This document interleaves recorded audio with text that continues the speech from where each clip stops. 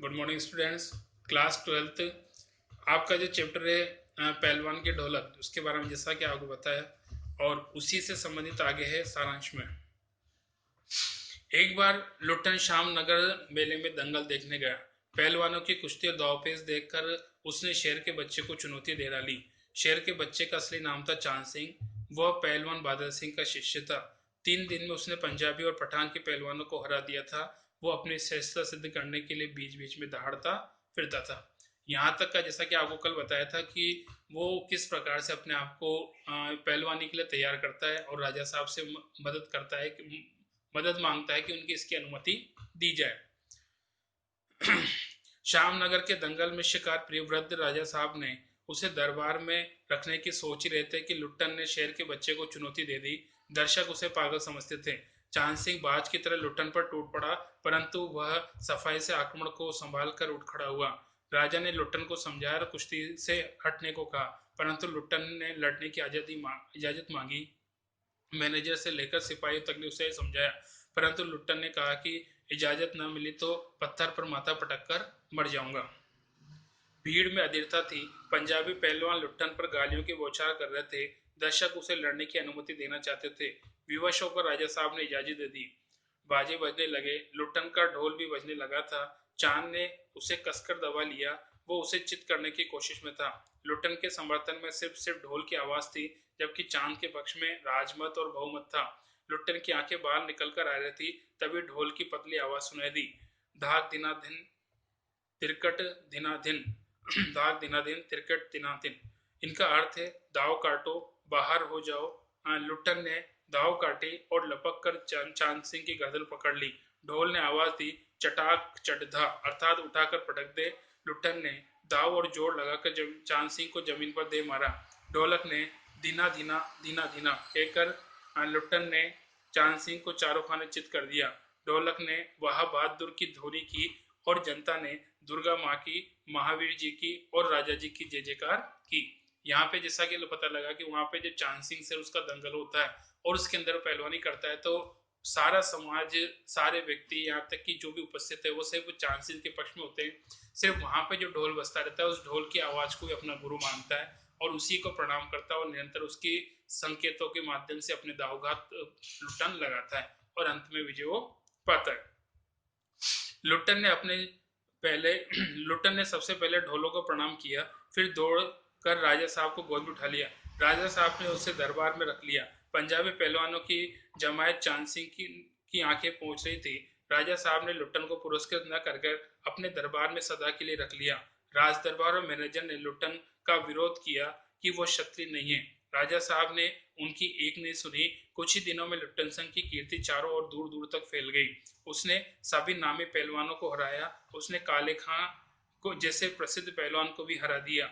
उसके बाद वो दरबार का दर्शनीय जीव बन गया। लुट्टन सिंह मेलों में घुटने तक लंबा चोगा पहने, अस्त व्यस्त पगड़ी बांधकर मधवाले हाथी की तरफ घूमता चलता, हलवाई के आग्रह पर 2 सेर रसगुल्ले खाता और मुंह में 8-10 पान एक साथ ठूस लेता। वो बच्चों जैसे शौक रखता था। दंगल में उससे कोई भी लड़ने की हिम्मत नहीं करता। कोई करता तो उसे राजा साहब इजाजत नहीं देते। इस तरह 15 वर्ष बीत गए। उसके 2 पुत्र हुए। उसकी सास पहले ही मर चुकी थी और पत्नी भी 2 पुत्रों को पैदा करके स्वर्ग सिधार गई। दोनों लड़के पहलवान थे। दोनों का भरण पोषण राज दरबार से हो रहा था। पहलवान हर सुबह रोज कसरत करवाता, दिन में उन्हें सांसारिक ज्ञान भी देता। वो बतलाता कि उसका गुरु ढोली है और कोई नहीं। अचानक राजा साहब स्वर्ग सिधार गए। नए राजकुमार ने विलायत से आकर राजकाज अपने हाथ में लिया। उसने पहलवानों की छुट्टी कर दी। पहलवान ढोलक कंधे पर लटकाकर अपने पुत्रों के साथ गांव लौट आया। गांव वालों ने इसकी झोपड़ी बना दी और गांव के नौजवान और चरवाहे कुश्ती सिखाने लगा। खाने पीने का खर्च गांव वालों की तरफ से बंधा हुआ था। गरीबी के कारण धीरे धीरे किसानों मजदूरों के बच्चे स्कूल में आने बंद हो गए। अब वह अपने लड़कों को ढोल बजाकर कुश्ती सिखाता। लड़के दिन भर मजदूरी कमाकर लाते और खाते। यहाँ पे जीवन का जो अंतिम परिच्छेद है, उसमें ये आता है कि दुख का, अभाव का समय राज दरबार से निकाल दिया गया और यहाँ पे वो खुद अपनी मेहनत मजदूरी करके अपना पेट पालते हैं। अचानक गांव में संकट आ गया। सूखे के कारण अन्न की कमी हो गई और फिर मलेरिया और हैजा फैल गया। घर खाली हो गए। प्रतिदिन 2-3 लाशें उठने लगी। लोग एक दूसरे का ढाढ़स देते, और शाम होते घरों में घुस जाते। लोग चुप रहने लगे। ऐसे समय में केवल पहलवान की ढोलक की बस्ती थी जो गांव के अर्धमृत औषधि उपचार पथ्य विहीन प्राणियों में संजीवनी शक्ति भरती थी। यहाँ पे जैसा कि जो भयंकर प्लेग और बीमारी फैली हुई है, उसके कारण उस महामारी से कई व्यक्ति मर रहे हैं और उस वातावरण में किसी में सामर्थ्य नहीं है, जिजीविषा जीने की शक्ति उनमें नहीं है। सिर्फ यहाँ पे पहलवान की जो ढोलक है वो रात भर बजती और लोगों में इस संकट के समय हिम्मत रखने का ढाढ़स बंधाती, हिम्मत देती। एक दिन पहलवान के दोनों बेटे भी चल बसे। पहलवान सारी रात ढोल पीटता रहा। दोनों पेड़ के बल पड़े हुए थे। उसने लंबी सांस लेकर कहा, दोनों बहादुर गिर पड़े। उस दिन उसने राजा श्यामानंद की दी हुई रेशमी जंघियां पहनी और सारे बदन पर मिट्टी मलकर थोड़ी कसरत की और फिर दोनों पुत्रों को कंधे पर लाद कर नदी में बहाया। इस घटना के बाद गांव वालों की हिम्मत टूट गई। रात में फिर पहलवान को ढोलक बजने लगी तो लोगों की हिम्मत दुगनी हो गई। चार 4-5 दिन बाद एक रात ढोलक की आवाज नहीं सुनाई पड़ी। सुबह उसको शिष्यों ने देखा कि पहलवान की लाश चित पड़ी है।